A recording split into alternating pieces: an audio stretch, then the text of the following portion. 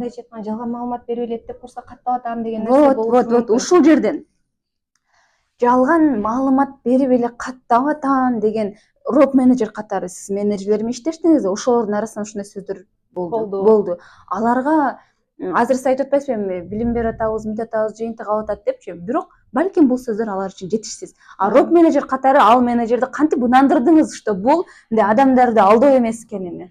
Ошолордун өздөрүнүн болуна тийдим.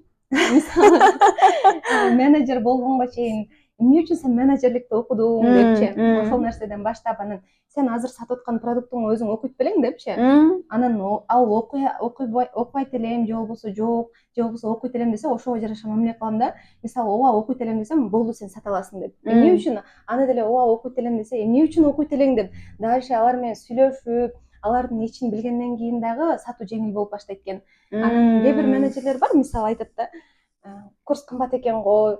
Эми ар кандай курстар болот. Кээ бирөөсү болот, 1000 сомдук курсту да сата албайт да. Эми буну деген адамдар албайт да деген сыяктуу. Анан айтам да, сен баалуулугуна ач, сен биринчи өзүңө сат депчи. Сен өзүңө сатып келесиң, анан менин командама келесиң деп айтам да кээ бир учурда кыздарга. Роп менеджерлер эң чоң фишка командаңыздарга колдоно турган.